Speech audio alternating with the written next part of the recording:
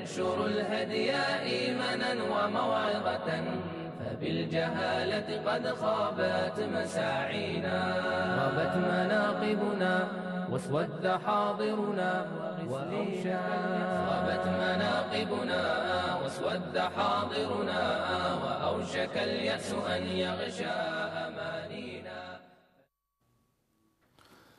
Assalamu alaikum wa rahmatullahi wa barakatuh. Ahlan wa sahlan wa marhaban bikum. Welcome to the Sulaimaan Ravat show, the first Friday after the Mubarak and blessed month of Ramadan. No, it's not the first Friday in terms of the actual day Friday, but it's the first Friday that we're doing the program.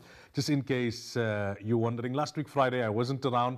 I was in a bit of a break. The Ramadan schedule is very taxing for the Moulanas. I'm sure you know that by now. And in my case specifically, the TV programs, the radio programs, masjid programs, all the programs, it takes a toll. And after Ramadan, you just need to wind down a bit. You just need to de-stress a bit. You need to recuperate. You need to recharge those batteries. Many people ask me, Moulana, where did you go? Were you on holiday? I said, no, I didn't go out on holiday as such.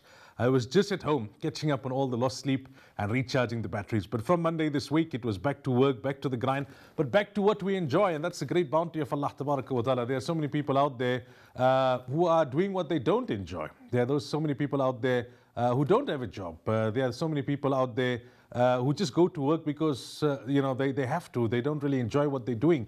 And to enjoy what you're doing and to get a sense of fulfillment from it and to understand that it's contributing towards a greater purpose, towards a greater goal, towards a greater objective, that it's making a difference to people's lives, and in the process the biggest difference to your life, wallahi, there can be no greater satisfaction in the life of any human. There can be no greater satisfaction. Everyone is looking for that satisfaction, but that satisfaction is in knowing that you are making a difference. And many times people will say, we watch the program and it's really beneficial. And in my heart, I think, if only you know how beneficial it is to us, to be able to prepare and share the knowledge of Deen with you, and to know that it makes a difference. And as we speak, our ears are closest to our lips. It has an impact on us first and foremost. And that's our intention every time when we start that, oh Allah, let me be the first addressee. Let me address myself first before I address anyone else. And oh Allah, let it be that I am the first to make amal and I'm the first to practice. Yes, we, during the month of Ramadan, were in your company on Sunday mornings, and it was a wonderful experience. SubhanAllah. The interaction via the calls, it was just absolutely remarkable. We were going 1 hour with continuous calls and great contribution and very robust discussion and profound insight coming in from the viewers of ITV. And that has actually prompted me that, let's continue the discussion after the month of Ramadan. Obviously, we'll have our regular features, the dua, the hadith, the tafsir, the seerah, the sunnah, that kind of thing. From time to time, depending on what's happening on the political landscape, the social landscape, the Muslim community, we will have interviews and that kind of thing. We will have guests coming into studio. But as far as possible, every week I want to kind of dedicate the second half or the latter part of the program for interaction with the viewers and to put out a question. Not just to put out a question for the sake of it, not just to take calls for the sake of it, but to put out a question on something which I feel is relevant, and hopefully you will deem it to be relevant as well, so that we can interact. And I just look forward to learning from you. You would notice that as callers are talking, I'm noting. So it's not only about being educated via the person behind the camera, but it's also being educated via those people who are in front of their screens, in the comfort of their homes or wherever they may be watching from. So today, the question I'm going to ask, obviously we're not opening the lines now, we'll open the lines around 9 p.m. or so in that region. But the question I want to ask, what's the best advice that you have ever received? What's the best advice that you have ever received? It doesn't necessarily have to be on a spiritual note. It doesn't necessarily have to be something that directly is linked to Deen. Everything indirectly is linked to Deen. It'll either be positive or negative from the perspective of Deen, but it doesn't have to be directly linked to Deen. The best advice that you have ever received, and if you want to tell us from who did you receive it and what were the circumstances around which you received it. And the reason why I ask this question is many times people say, give us advice, give us advice. And to give advice, you also need to know sometimes the circumstances of the person. If you look at the ahadith of Rasulullah sallallahu alayhi wa sallam, many times people would come and say, Ya Rasulullah, what is the best action? Ayyul a'mali afdal? And the answers would vary from sahabi to sahabi, For one person, the Nabi of Allah would say, feed people. For another person, he would say, smile or spread the salam or do this or do that. Keeping in mind where perhaps there was a deficit in that person's life, and also keeping in mind perhaps what was the need at that particular time. So general advice is on its place, but sometimes those people who know your circumstances are better suited, even though they may be less knowledgeable, but they are better suited to be able to give you the advice that you need. And many times, it's one statement, one person's advice that makes a difference to a person's life, that results in a complete change of mindset, complete change of direction in a person's life. And most of the time, that kind of advice comes from unexpected quarters. It may not necessarily come from your teacher or your father or your friend, but it would come from someone that you least expected it to come from and had a profound impact on your life. So around 9-ish, we will be opening the line, start giving it thoughts, start formulating your thoughts. What was the best advice that you ever received? Now, we're already at the halfway point of the month of Shawwal. We were talking about Ramadan, then Ramadan came, then Ramadan went, and then we were talking about Eid, and Eid has come and gone. Eid is now a distant memory. I met somebody for the first time yesterday after Ramadan. In Ramadan, I had met him a few times, and I told him, how was your Eid? He said, how was my Eid, Moulana? Come on, Eid is gone now. Eid is a distant memory. When I walked into the studio this evening, this is a live broadcast from our studios here in Sunning Hill, Johannesburg. I asked our studio operator, Yusuf, how was your Eid? And I'm sure in his heart, Yusuf must have been thinking, oh, come on, Eid is already 2 weeks gone now. And that food is all digested and, all out of the system. And probably wore the Eid outfit a second or third time already since the day of Eid, unless he's keeping it, for another important occasion. So yeah, we're already on the 15th of Shawwal, but the reason I'm bringing this up is I want to make an important point, a very important point. And that is, sometimes after the month of Ramadan, we tend to say, okay, let me take it easy for a while. In Ramadan, I was really on a high, and I was reading a lot of Quran and making a lot of dhikr and doing a lot of things. Let me just take it a bit easy, and then I'll start getting going. That get going process will kick in. And it doesn't happen that way. I explained repeatedly in Ramadan that you are not expected to do out of Ramadan as much as you used to do in Ramadan. Ramadan has its own atmosphere, its own climate, its own mood, its own ambience. But you are expected to be constant. خير الأعمال ما ديم وإن قل أو كما قال. That the best of actions are those in which there is constancy, in which there is in which you are perpetual, you are regular, you are steadfast. So I may have been reading 1 juz Quran a day. Let me read 3 pages Quran a day out of Ramadan. I may have been making dhikr for half an hour. Let me make dhikr for 5 minutes or 10 minutes. But that routine needs to stay. And this is a pivotal point.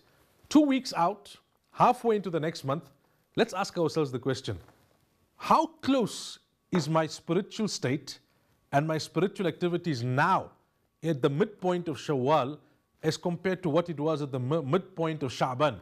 In other words, we need to try and ascertain that are we slowly retrogressing, if we have not totally retrogressed already to the point where we were before Ramadan. And that would be a disaster. That would be catastrophic. Remember, the entire Ramadan I've been emphasizing, I'm sure other scholars have been saying the same, and your local ai would have been conveying the same message, that every Ramadan needs to take you one level higher, minimum one level higher, if not a few levels higher. Use the analogy or think in your mind of a step ladder between us here on earth, moving closer to Allah. Every Ramadan needs to take you a few rungs higher. You cannot go a few rungs higher in Ramadan and then take come down a few rungs, a few steps after the month of Ramadan to exactly the position where you were before Ramadan, because then you're taking 2 steps forward and 2 steps backward, 2 steps forward, 2 steps backward. You're not really making progress in life. And Ramadan, the reward of it is in its place, but the benefit of it is to bring us closer to Allah. Every Ramadan is bring us closer to Allah. So right now, tonight, as you're sitting, watching and listening to me this evening, ask yourself the question and be brutally honest with yourself that what is my spiritual state right now? How many salah have I missed? How many of the evils and sins have I gone back to after the month of Ramadan? How lax have I become in performing salah with congregation? How lax have I become in terms of the proper Islamic garb and dressing? And try and fix it right now, whilst there is still a bit of momentum after the month of Ramadan. Otherwise, then you'll be gone right back into that routine, and then you'll be right stuck into that routine of life, and Ramadan would have come and gone and made no difference in terms of bringing us closer to Allah Ta'ala. let's really be focused on that. Let's be focused on that. Let's keep that constancy. If these 2 weeks have gone a bit haywire, then you know what? Let's make tawbah quickly to Allah Tabaraka wa Ta'ala, focus on Allah Tabaraka wa Ta'ala, and ask Allah Tabaraka wa Ta'ala to keep us steadfast after the month of Ramadan. Remember, steadfastness after the Ramadan is also a sign of acceptance of what happened in Ramadan. And I even shudder to mention the converse, to mention that if we are not steadfast, what does it indicate? May Allah Tabaraka wa Ta'ala forgive us, because we made a lot of effort, as broken and as humble and as deficient as it may be, and we continue to ask Allah Tabaraka wa Ta'ala to accept it irrespective, through His mercy, not because it's worthy of acceptance. But let's not go any further into falling back and slipping back into that routine, because it can be very dangerous. It'll be catastrophic, that if we don't capitalize on that momentum that we were able to generate during the month of Ramadan. Also, I read something earlier this week, and it hit me. Somebody was suggesting, it was one of these WhatsApp messages that was doing the rounds, that let us, on a daily basis, contemplate over the fact. Ask yourself 2 questions. Ask yourself 2 questions. The first is, do I love my Allah? Do I love my Allah? And is my love for Allah increasing? Is my love for Allah increasing? And then ask yourself a second question. Does my Allah love me? And that's a rhetorical question, isn't it? How much does my Allah love me? Much more than you love Allah. Much more than you can ever love Allah. Much more than anyone can ever love Allah. That's how much Allah loves you. So, draw inspiration from that my Allah loves me. My Allah loves me. My Allah loves me. There's so much of doom, there's so much of gloom, there's so much of despondency. We know our weakness, we know our state, we know our deficiencies. We know where, what we really are. People out there don't know. They may know a few of our weaknesses. They may suspect a few things. They may pick up on a few things, but the reality we know. And the greater reality Allah knows. Allah knows, yet Allah loves us. If our loved ones had to know really what's in our heart, think about this. If our loved ones had to know really what's in the depths of our heart, perhaps their love for us would not exist any longer. Their love for us would diminish drastically. Those people who respect us, those people who have a good opinion of us, those people who hold us in good esteem, if they had to know what's really in our heart, they would give no consideration to us. They would give no more consideration to us than they would give to the corpse of a dog that's lying on the side of a street. Allah knows us better than we know ourselves, warts and all. As they say in English, Allah knows every fault, every deficiency, every weakness, every secret, every hidden activity, yet Allah loves us. Yet Allah loves us, subhanallah. What a great Allah we have. What a gracious Allah we have. What a magnificent Allah we have. What a loving Allah we have. What a kind Allah we have. What a compassionate Allah we have. What a tolerant Allah we have. What a clement Allah we have. What a forgiving Allah we have. What a merciful Allah we have. But how much do we show love to Allah and enthusiasm towards embracing that love of Allah Tabaraka wa Ta'ala? Motivate yourself, conscientize yourself, focus yourself every day with that thought, my Allah loves me, my Allah loves me. Let it resonate, let it echo in your mind and in your heart and in your soul and in every fiber of your body and every fiber of your being. May Allah Tabaraka wa Ta'ala grant us the understanding. When we come back from the break, inshallah, we move on to our dua for the week. We'll discuss a little bit about seerah also as we go along, a bit of sunnah as well. I want to discuss, there's a new feature that I want to bring in, the rules of life. I've been doing this on the radio as well, some practical tips, Up to now, for the last few years, we have been discussing marital tips. I think we've covered quite a bit in that regard. We'll give that a bit of a break for a while. Just general tips on life. I want to bring in that feature as well, inshallah. And we'll talk about that. And as I said, closer to 9 o'clock, we're going to open up the lines. We want to have interaction. The question for this evening would be, what is the greatest advice that you have ever received? The greatest advice that you have ever received. Welcome back. We move on to our dua segment for this evening. And the dua I want to discuss today has got to do with our greatest treasure, our greatest bounty, our greatest asset, the greatest favor that Allah Tabaraka wa Ta'ala has ever conferred upon us. And that is the bounty of Iman, the bounty of faith, the bounty of correct belief in Allah. And the emphasis in the word correct, because otherwise the mushrikeen, the polytheists of Makkah, they also believed in Allah. They also believed in Allah. They never denied the existence of Allah, but their belief was not correct. They associated partners with Allah. They gave sole control and discretion over certain affairs to their idols, and they removed that, or they kind of equated their idols with Allah in certain qualities which were exclusive to Allah Tabaraka wa Ta'ala. So it's correct belief in Allah, not just belief in Allah. If you look at the Ahl Kitab, the people of the book, they believe in Allah. They may call him by a different name, but they believe in Allah. They don't say for a moment, they're not agnostics, or they're not atheists. They don't say that Allah doesn't exist or that God doesn't exist, but it's how you believe in Allah. If you believe in Allah, but then you ascribe partners to Allah, that he had a son and he had a wife, and that's the greatest insult to Allah, because now you're starting to equate. Whereas laysa kamithlihi shay, there is nothing that can be compared to Allah Tabaraka wa Ta'ala. When you deny the prophets of Allah and you reject and you refuse to accept critical and essential commands of Allah Tabaraka wa Ta'ala, then it's not correct belief in Allah. So belief in Allah in itself is not the issue, it's correct belief in Allah Tabaraka wa Ta'ala. And that's what we call Iman. Now, this dua, Allahumma laqini hujjat al-imani عند الممات. اللهم لقني حجة الإيمان عند الممات. O Allah, instruct me in the evidence of faith at the time of death.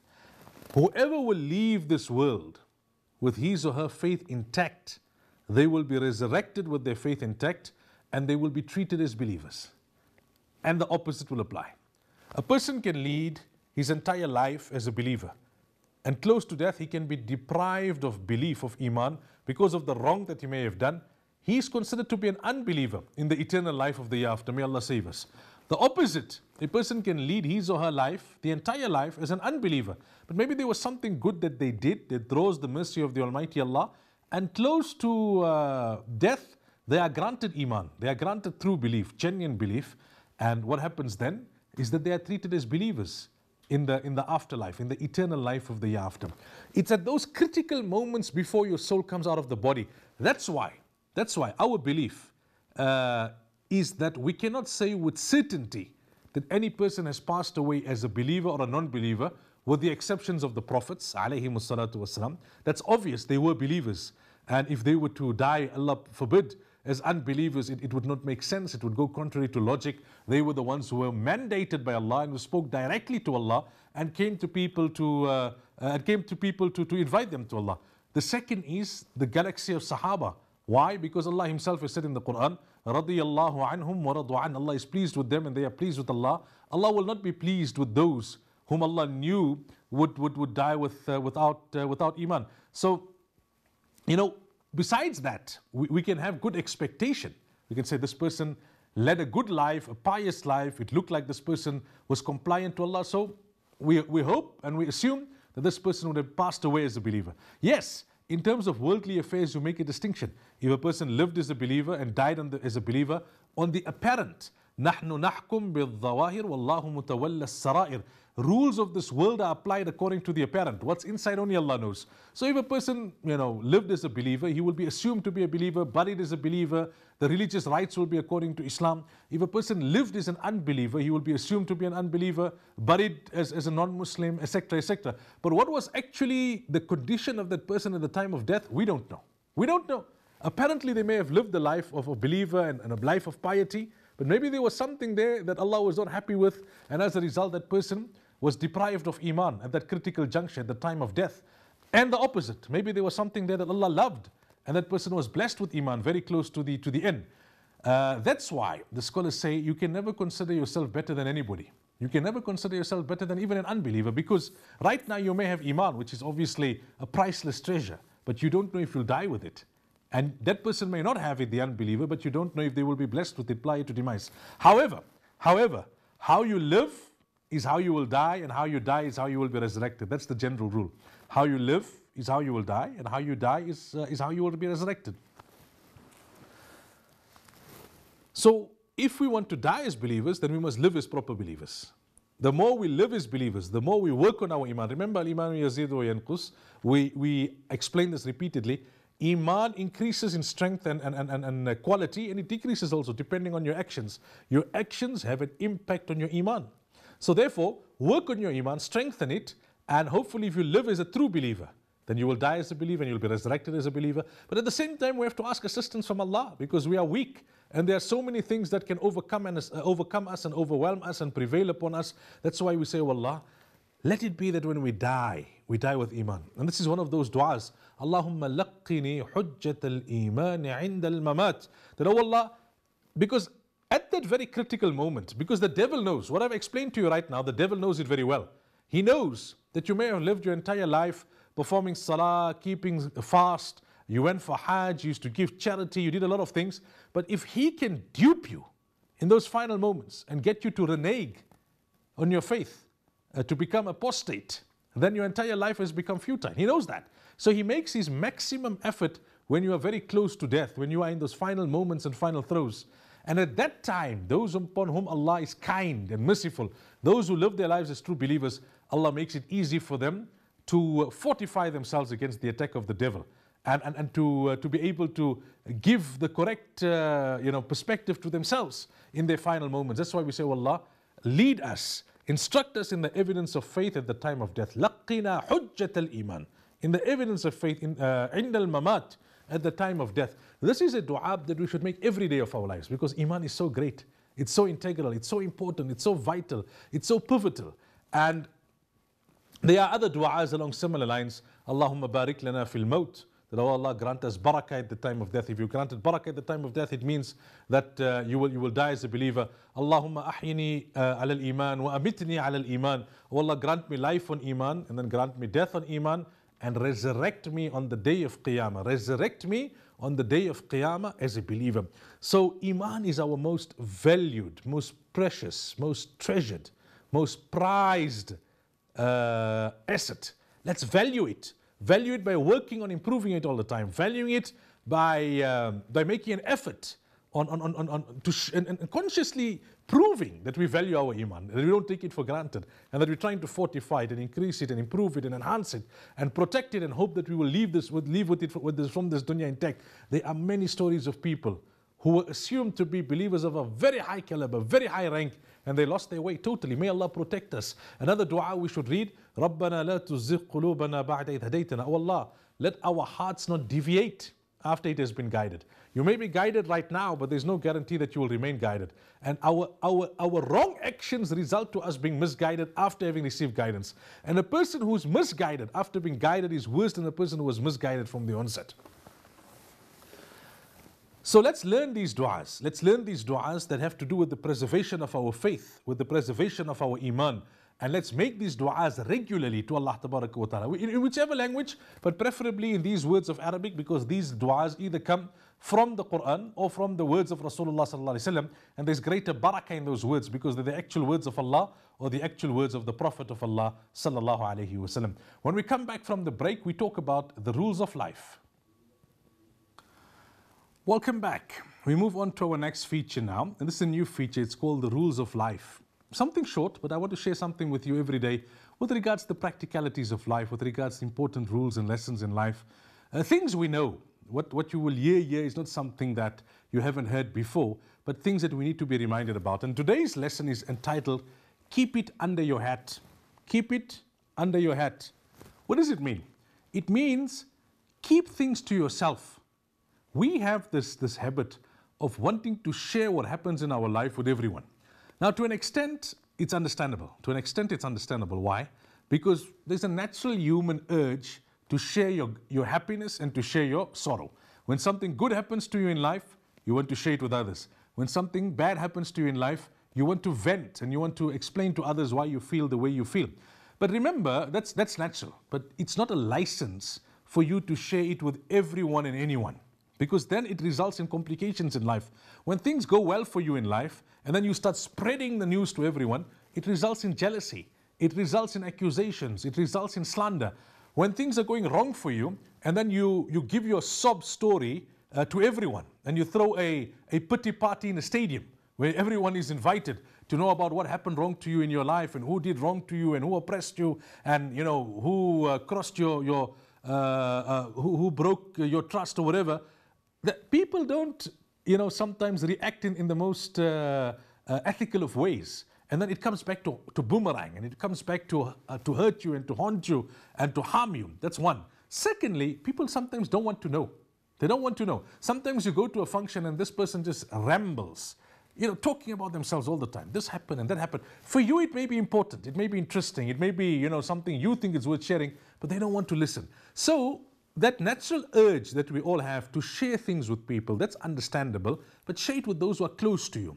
So the husband comes home from work and he now is upset because something happened at work and he shares it with his wife. Understood. That's your confidant, that's your friend, that's your spouse. Or you have a best friend and you vent to your best friend and you let your best friend know what you're feeling and what are your inner thoughts and how you're hurting. Or the same with joy. When you're happy, something has gone well in life, you can't seem to be boasting to everyone else, but to your close friend, to your confidant, to your spouse, to those who are part of your real inner circle. But the inner circle also needs to be tight, and it needs to be of people who are very carefully vetted. Not, it mustn't have a too large inner circle. That's understood. But as far as possible, keep it under your hat. Keep it under your hat. When you share too much of your life with too many people, it creates complications in your life. It creates problems in your life. People must not know what's happening in your life too much, from both a positive and a negative perspective. Even people sometimes we assume to be friends. And it reminds me of a hadith of Rasulullah sallallahu alayhi wa sallam, أحبب حبيبك هونا ما عسى أن يكون بغيضك يوما ما وأبغض بغيضك هونا ما عسى أن يكون حبيبك يوما ما. If you have a friend, be moderate. Be moderate in how much you share with your friend and how much of love you show with your friend, in case one day one of your friends becomes your enemies. That same friend may become an enemy. And I read a quote on someone's display picture earlier today, a good friend of mine's, that says that some of the truths of life, one of them is the people closest to you hurt you the most. The people closest to you hurt you the most. And when it comes to someone you don't like, be moderate there also, because one day they may become someone you like. And then, you'll be embarrassed over how you used to treat them in the past. So that's this week's rule of life. Keep it under your hat. Now we are opening the lines officially, 011 086 7777. Our question for this evening, and I would like the viewers to line up the calls quickly so we can get through as many calls as we can in the time that we have left, some 20 minutes or so.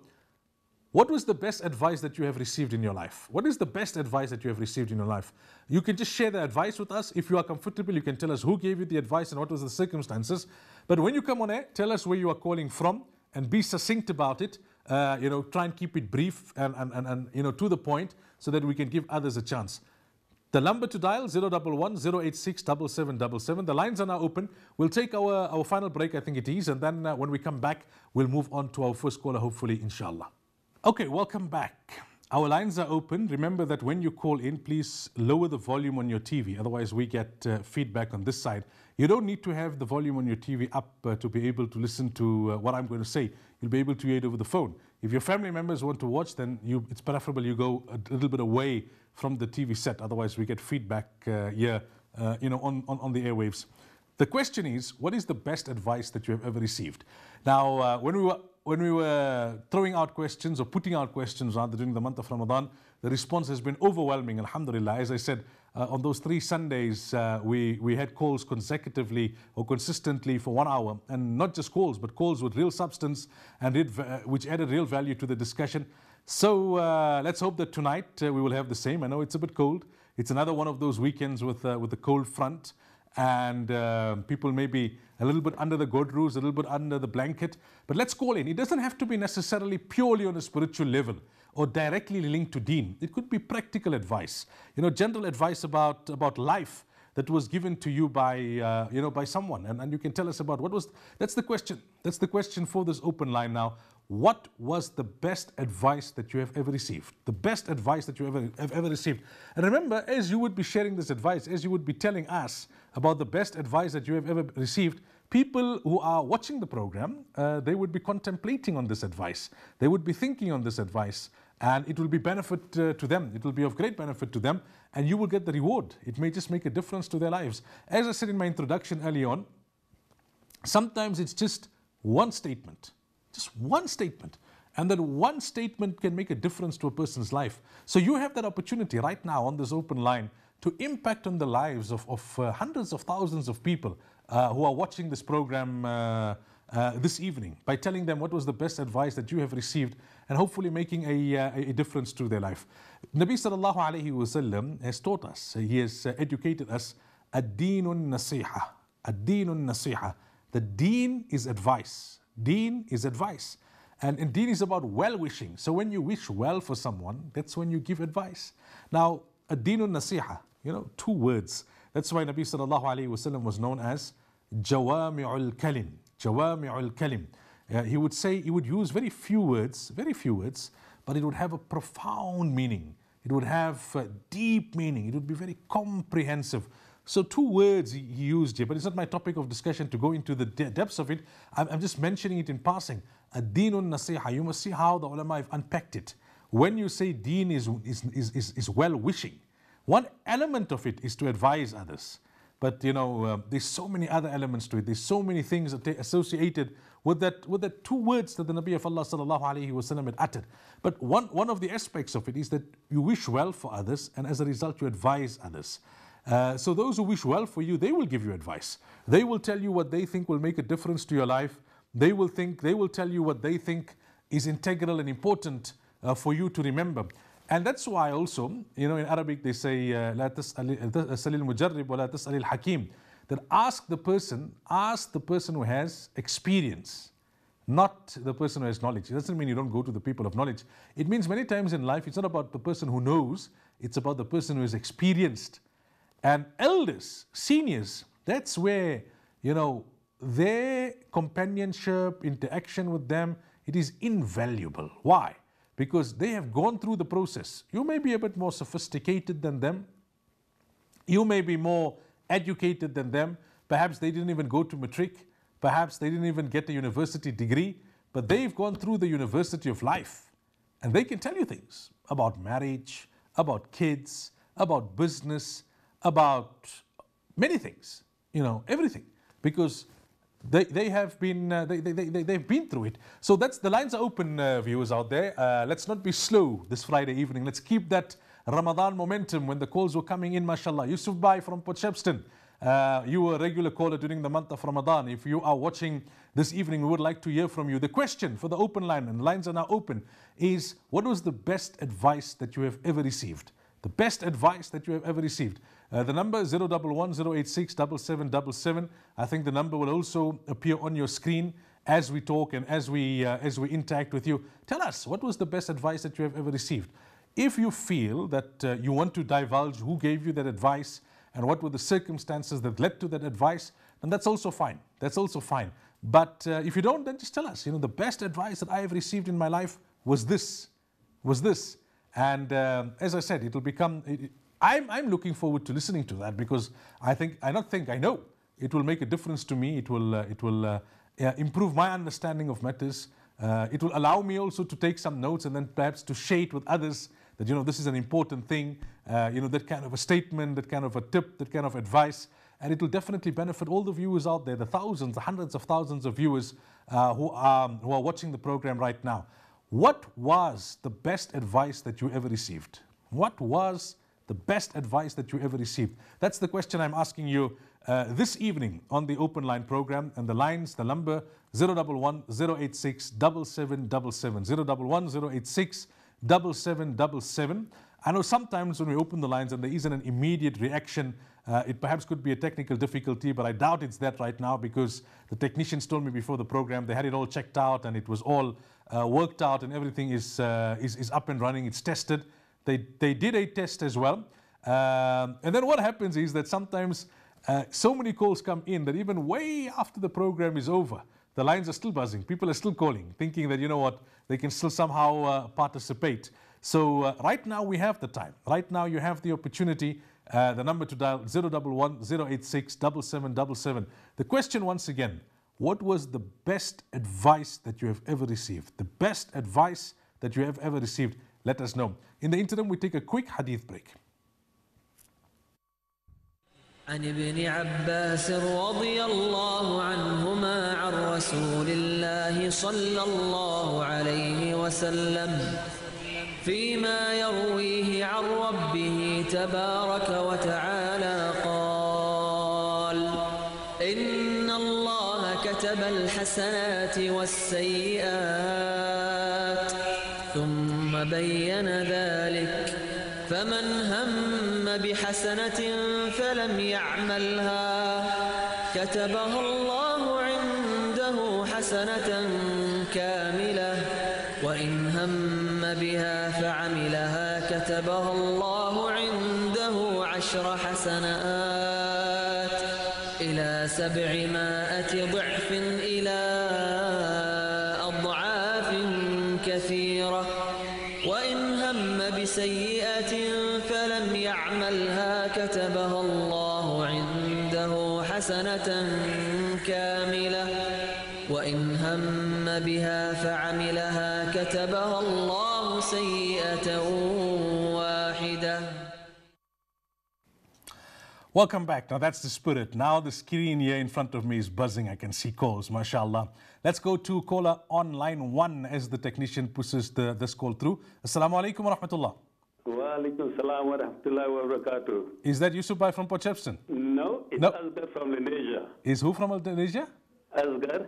Asghar. How are you keeping, brother Asghar? Alhamdulillah, and you? Alhamdulillah, can't complain. With Allah's grace, we're doing well. Shukr, shukr. Tell me, what's the best advice that you have received? My best advice is when it was time for me to get married, Yeah. my parents told me there's a girl in Pietermaritzburg, couldn't get married to her, and I said yes, and it's 40 years later. Wow. Best advice, huh? Yeah, best advice. And I'm still on honeymoon. Can I tell you something, Azhar? Yeah. Something similar happened to me. My father was ill at around the time when I wanted to get married, and he told me, this is the girl you must marry. And I ended up marrying her after he had passed away. Not 40 years of honeymoon, but quite a few years of honeymoon, alhamdulillah. Okay, inshallah, you'll get to the 40 years, Inshallah, with your duas. But I think it's an important point. Sometimes it's not exactly, it's not the words. It's actually when you follow when you act on what you are being advised with, that you see the benefits for many decades thereafter. 100%, 100%. Jazakumullah for the call, brothers. I on it more than what I'm telling you now. Definitely. Jazakumullah.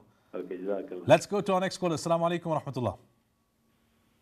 Assalamu alaikum. Alaikum salam. Where are you calling from, sister? I'm calling from Pumalanga, East Bank. Sorry, I didn't get that. From where? Pumalanga, East Bank. Okay. What's the best advice that you have received?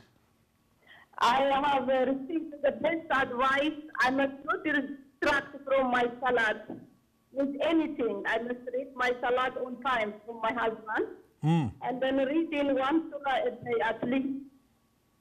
Mashallah, mashallah. Subhanallah. Yeah. Simple but profound and important. Jazakumullah for that contribution.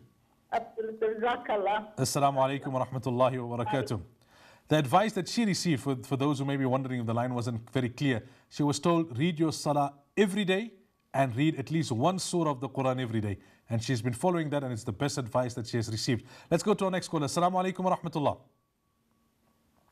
Wa alaikum assalam wa rahmatullahi wa barakatuh. Where are you calling from, brother? I'm calling from Harare, Zimbabwe. My name is Dr. Kazim. Harare, Zimbabwe. Welcome. Sulaimaan, I've met you several times before. You're not very clear, brother. Can you just speak a little louder? Yeah, I'll just put up the phone. Thank you.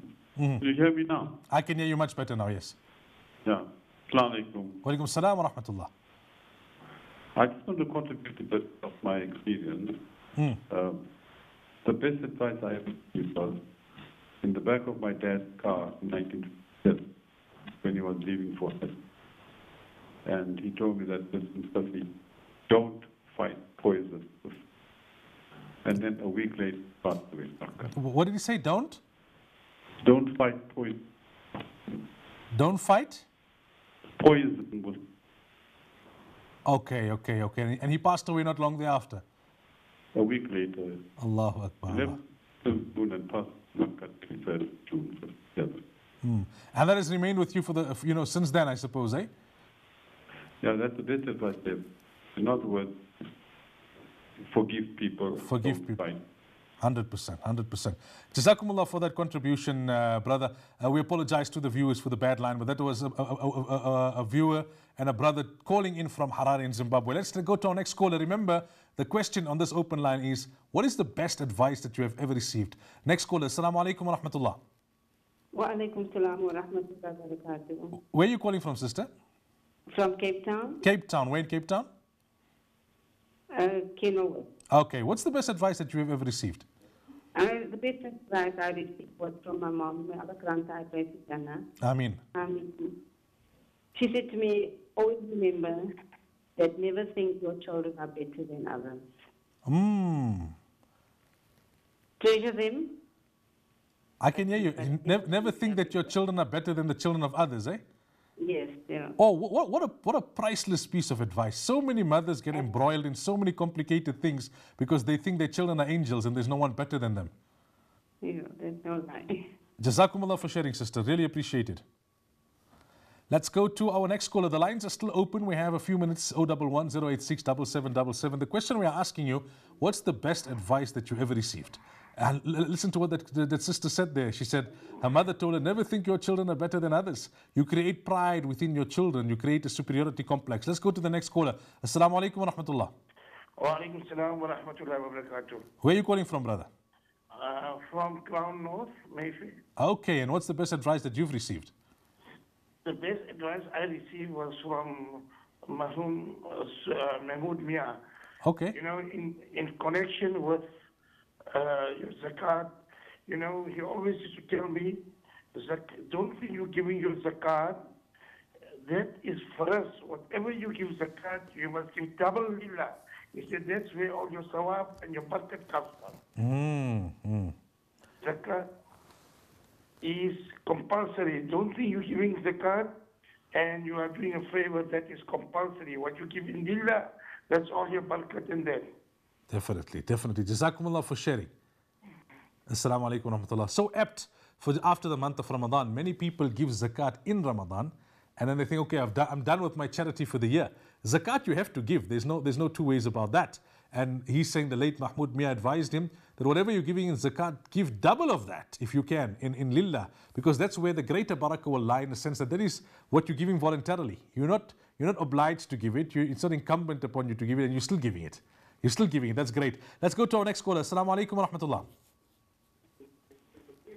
Assalamu alaikum. Assalamu alaikum, brother. You're live on air. Walaikum salam. Yeah, it's Shahid speaking here. Assalamu alaikum. Walaikum salam. Where are you calling from, brother Said? Shahid, I'm calling from Cape Town, River. Ahlan, welcome. What's the best advice that you have ever received? Sheikh, in 1979, I completed my studies, and everybody, they really embraced me and was happy, and my father also did the same. But he said something, he told me, Shahid, now you must start studying the Quran. And I never, I thought I was good in recite. I knew the Quran, I was completed, but many years later, I heard, on the radio, where a sheikh talked about, I think it's in chapter 4, verse 43, where he said that if you don't approach the salah until you know what you are saying. So that, my father was telling me that now I must start studying the Quran, what it means, the meaning of the Quran. And then, alhamdulillah, now for 4 or 5 years, many years after 1979, I enjoy the Quran every time more because I want to know the meaning. So that advice my father gave me, I would like to give all the viewers, inshallah, the meaning of the Quran is the best thing that could ever happen to me. Jazakallah, assalamu alaikum wa rahmatullahi wa barakatuh. Alaikum salam wa rahmatullah. Jazakallah for sharing that with us. His father told him the day when he graduated as a hafiz, as everybody was congratulating him that, okay, now you've memorized the Quran, don't forget to learn the meaning of the Quran. And it's come back to him now in the latter part of his life, that was in the 70s, where he started making an effort to learn the Quran. The lines are still open, 011 086 7777. The question is, what is the best advice that you have received? The best advice that you have received. Let's go to our next caller. Assalamu alaikum wa rahmatullah. Okay, we don't have a call at the moment. Just to pick up from what that brother was saying, my late uncle was also one of my ustads and my teachers, and I did hifz elsewhere, but then after I completed my hifz, I did my door, the revision by him. And one day I was reading the 18th juz towards the end of Surah An-Nur, and the verse is لَيْسَ عَلَيْكُمْ جُنَاحٌ أَن تَأْكُلُوا جَمِيعًا أَوْ أَشْتَاتًا. There's no harm if you sit together and eat, and instead of saying أَن تَأْكُلُوا جَمِيعًا, I said أَن تَأْكُلُوا بُيُوتًا. There's no harm if you eat houses. And my uncle started laughing because he was an alim and he understood the meaning, and immediately he told me, you see, you've memorized the Quran, but you don't know the meaning of the Quran, that's why you're making such mistakes. And that hit me so hard, and it motivated me, and a few years later I decided that I would like to go and become a scholar and to learn the meaning of the Quran. Let's go to the next caller. Assalamu alaikum wa rahmatullah. Assalamu alaikum. Wa alaikum salam. Where are you calling from, sister? I'm calling from Cape Town. Okay, and what's the best advice that you have received? The best advice I received was from a lady of 81. She told me, I had a little difficulty, people always hurting me. So she said, whenever somebody tells you something that's not nice, you just bacha hasbunallah wa ni'mal wakeel. This always pass on, but whenever I have a little problem, I bacha that, and I also make a dua for her. Shukran. Subhanallah, subhanallah. Assalamu alaikum. What valuable advice. Every time somebody tells you something that hurts you, offends you, worries you, just read Hasbunallahu wa ni'mal wakeel. And she says, because this lady gave you this advice, every time it happens, she makes dua for that lady.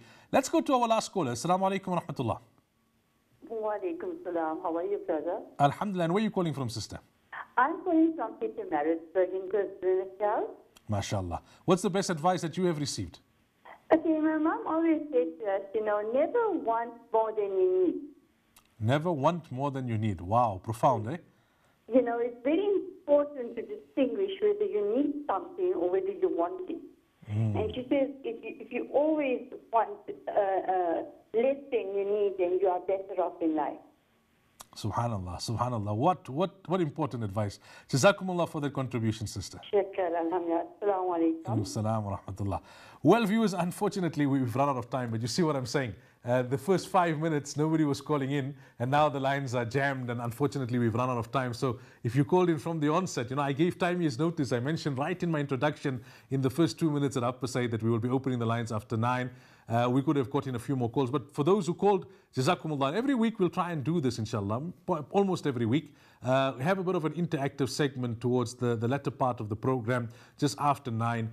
Put out a question. If you have suggestions in terms of the types of questions that we can ask, please drop us an email or send us a tweet or a Facebook message, whatever you prefer. But you can see, when people give you advice, it makes a difference in life. You mustn't be too proud or too arrogant to take advice from others. There's nobody who knows everything. And there's nobody who cannot be taught. And one of the greatest lessons I learned in life is when I met a great person, and he told me, whenever I meet anybody, no matter what that person's background is or what that person does or that person's age or that person's experience, whenever I meet anybody, I try and learn at least one thing from that person. Whenever I meet anybody, I try and learn at least one thing from that person. I think on that note, we will conclude this evening's edition of the Sulaimaan Ravat Show. Please remember me in your duas. Until next week, inshallah. Fi amanillah. Keep smiling. Be happy. Make dua for us. Assalamu alaikum wa rahmatullahi wa barakatuh. فاستنهضي همما فالمسجد الأقصى ما زال يدعونا ندي على الفتية الأحرار في زمن أضحى به الحق بالخذلان مدفونا فبالجهاد بنى الإسلام قوته وهل لغير القوي الناس يصغونا رباه هيئ لنا من أمرنا رشدا فأنت من بالتقى والدين يهدينا أدعوك يا أمتي فاستنهضي همما فالمسجد الأقصى ما زال